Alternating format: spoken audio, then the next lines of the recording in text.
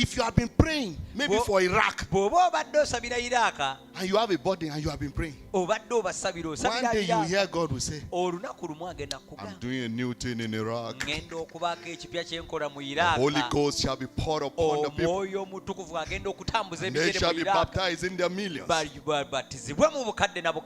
Before you start dancing, let him finish the story. He may be that is packaging you to go to Iraq. I was completely settling down in the US. I was already settling down. And I don't need to tell you, Pastor knows how everything goes there. And I heard him clearly. Pack your things. Go back to Africa. When you say yes to him, sir, I will share some testimony. Maybe I don't want to put it on camera. That even what could not happen right there in US is running after me inside Uganda.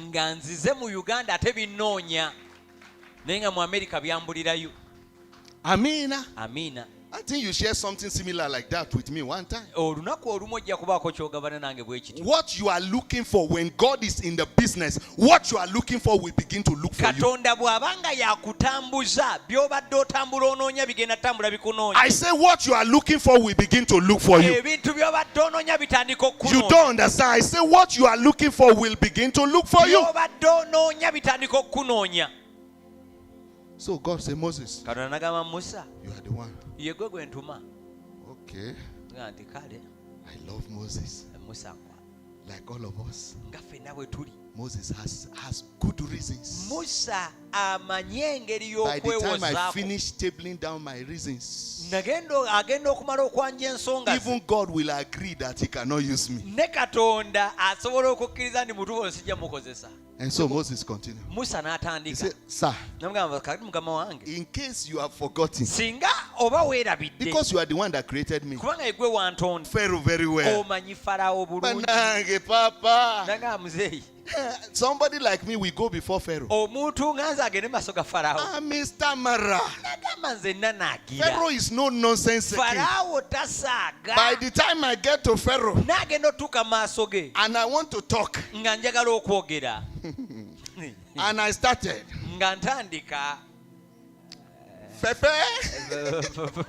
even to call Pharaoh, I will first destroy the name.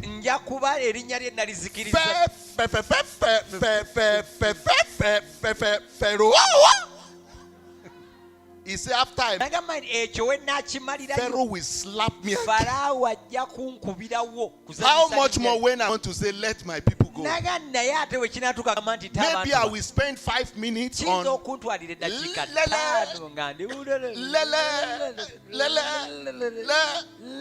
water. God allow him to finish. I'm going to paraphrase because I'll soon stop. Are you like that? We are all like that. Nobody will tell you that he jumped into the ministry with smile. Nobody will tell you. At the age of 24, I have my BSc honors in mathematics. I know how hot cake a lecturer will be with mathematics. When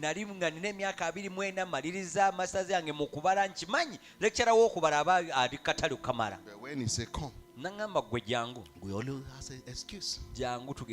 What is your excuse? Moses was a stammerer. How can a stammerer be a messenger? Can you imagine if a stammerer is my interpreter?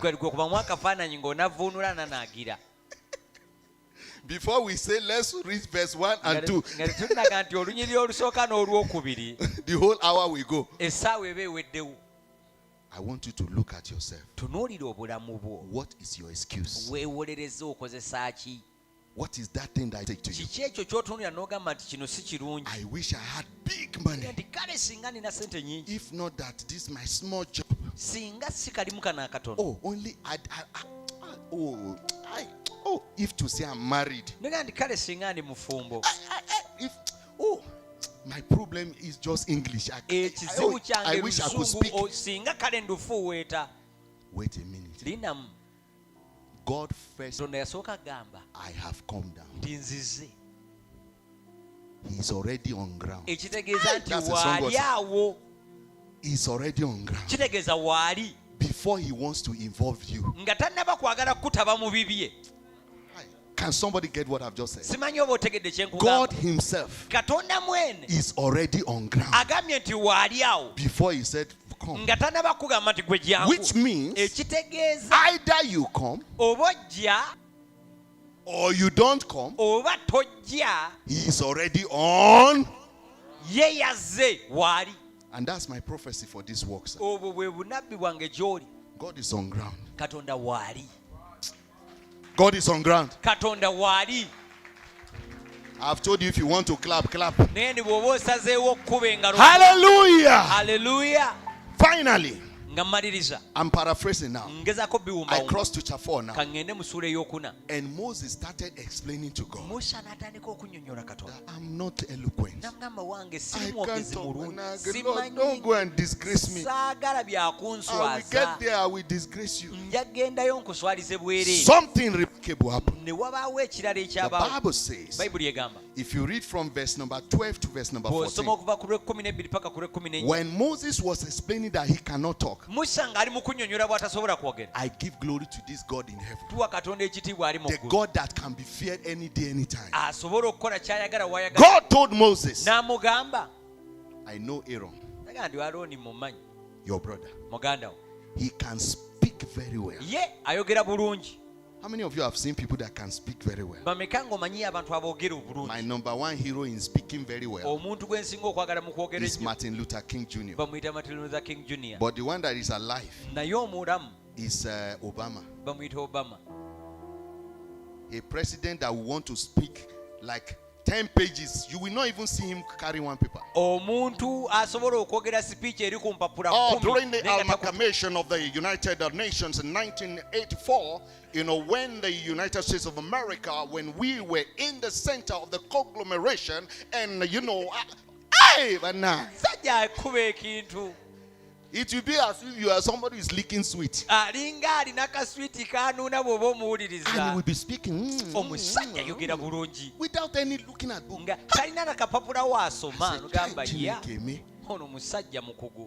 So this is human being. God told Moses, Aaron can speak well. But think about this. God did not call Aaron.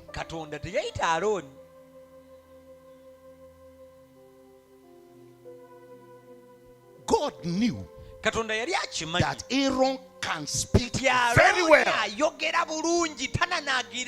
But God did not call Aaron. God left an orator and he went for a stammerer. God can leave anybody and go for you. He can leave the rich and go for you. He can leave the educated and go for you. He can leave the highly placed and he say, I need you. And when he needs you, no apology. Somebody shout hallelujah. He left Aaron and went for his stammerer. Then Moses said, but God, but why don't you send Aaron? I said, no. This is what I will do. Instead of sending Aaron, I will rather use Aaron to help your stammering. So he said, now go.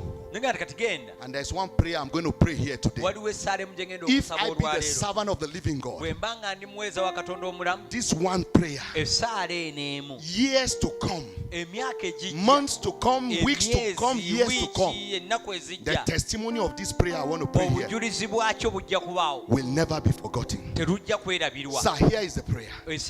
In verse 14 of chapter 4, God said to him, Aaron is coming to meet you. And when he sees you, he will be glad in his heart. If you have not read the Bible, you won't understand. Sir, Moses was wanted in Egypt for being a murderer.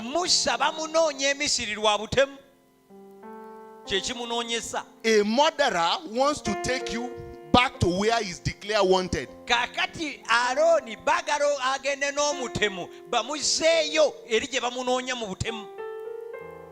Will you be glad to follow him? The guy is wanted. His name is everywhere. Anywhere anybody find Moses, he is wanted for murder. Then Moses came and called you and said, come and follow me to Egypt.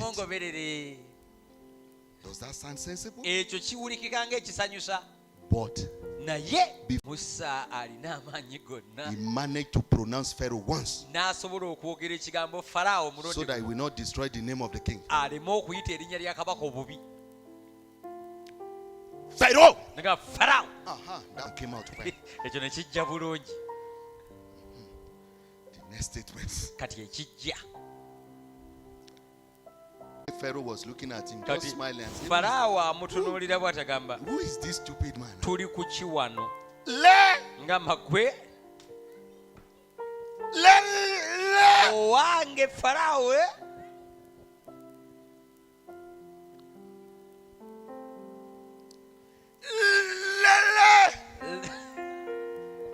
Pharaoh was watching.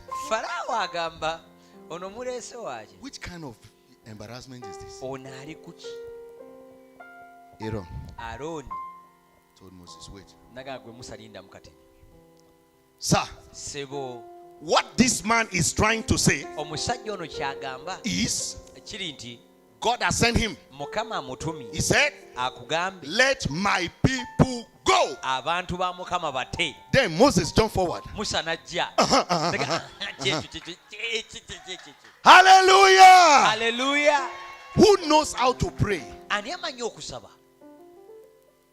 Aaron helped Moses say what he wanted to say, but has no capability to say it. Can I prophesy to one person that there is something you want to say in your life that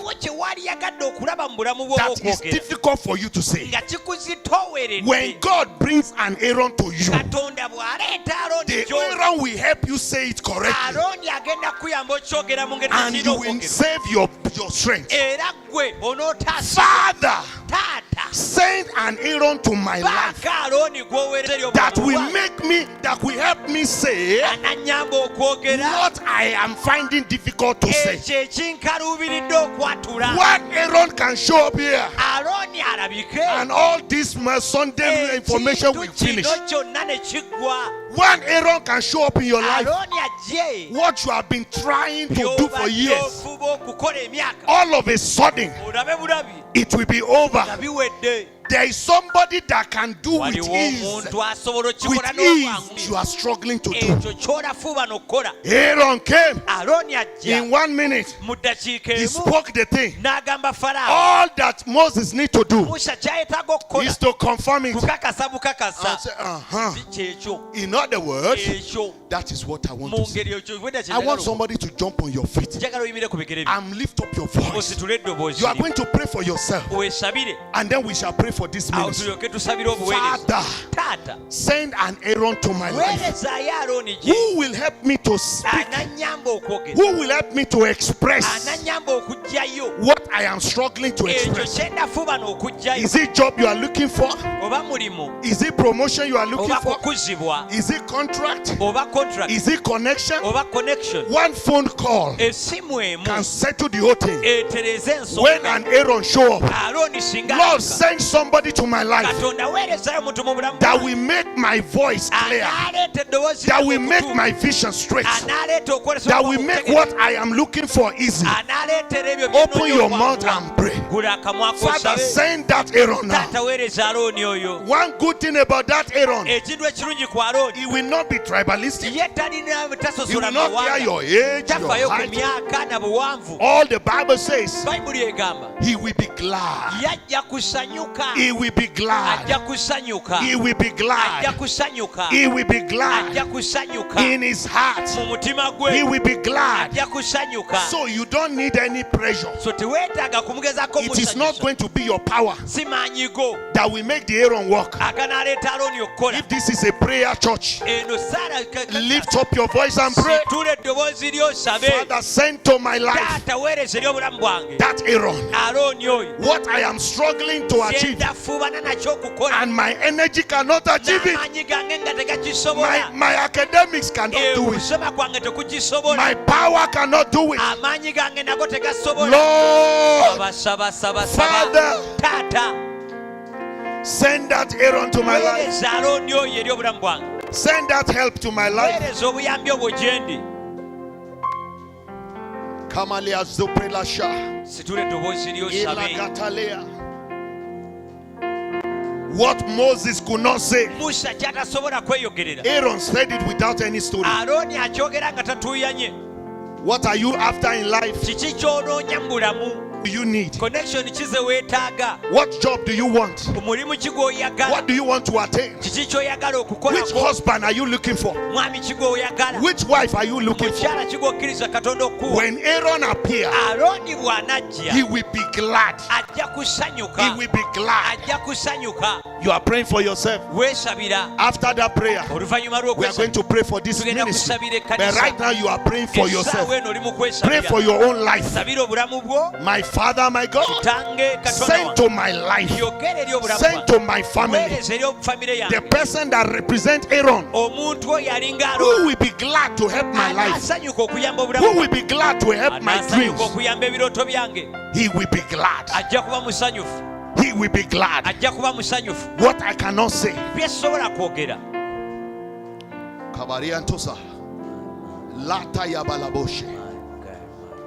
In Jesus' mighty name we are praying. Everybody open your eyes and look at me. We are in session of prayer. I know the time. It's just 1:35 now. And I think I tried to. Did I try? I've already finished preaching. I started preaching around 1. Everybody look at me. When God gives you an honest pastor, you don't know the value. When you have an honest shepherd, I know what I have personally suffered because I have chosen in my life to be honest. And it's okay for me. Now listen to this. Man of God, listen to this testimony. A church building, you know, in America is all this contracted bank loan, everything for building. But there was a church building going on, and one white man, a drunkard, he just came in front of the shop. What's going on here, man? All these people trying to build what they call the house of God. Imagine the craziness, a man building a house for God. It looks crazy, but it sounds funny. Why can't I join them to build a house for God? Maybe God needs some shelter. A drunkard wrote a check of $30,000. Don't even clap. A drunkard wrote a check of $30,000. Enter the church and put it under the altar. And he continued his life. I want to ask a question. If you are God, Pastor, if you are God, will you leave that man alone? I must follow him and make sure that he will be born again by fire, by thunder. Is that not so? A drunkard. I don't know if I've said this one because I always say this everywhere. That a pastor in Lagos was looking for money to borrow. I think I've said that testimony here. To complete payment for a property. And he was looking for 30 million to borrow. And they are expecting money from their partners from abroad the following week. Nobody was ready to give them the loan. One Alhaji, listen to me. Me, I'm saying it. When we get to heaven, there will be surprise. So, did you hear me? You hear me? So, the Alhaji heard that pastor is looking for where to borrow money. And how someone said, Pastor, come, I get him some money here, I borrow you, Pastor. The man gave the pastor the money cash. The following week, truly, the money came. And the pastor too was honest to go and return the money. And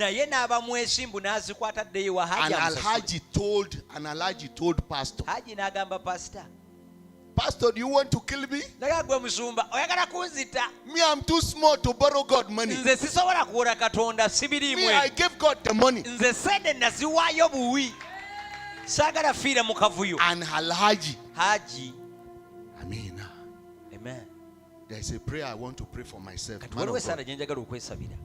Pastor Otto is my friend. I don't need to come and preach in your church. If I will tell you I'm traveling back to Nigeria next week, you can give me something and say buy bread for the children. I don't need to preach here. But there's a prayer I want to pray on this altar. And this is the prayer.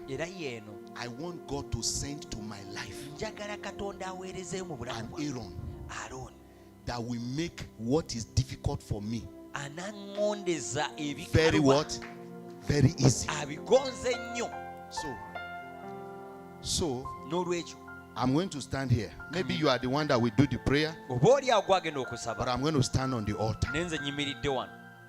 That me, as I want to pray this prayer, I cannot leave Uganda and I see this kind of work going. Even if it is 1 shilling, I should be able to also be part of it. But I want to beg the church, this offering that I want to give now is for my prayer for an Aaron. If you know the meaning of that prayer, you will discover that it's not something small. The contract you are crying for, somebody will just say, which ministry? Give me the phone. You just call. No.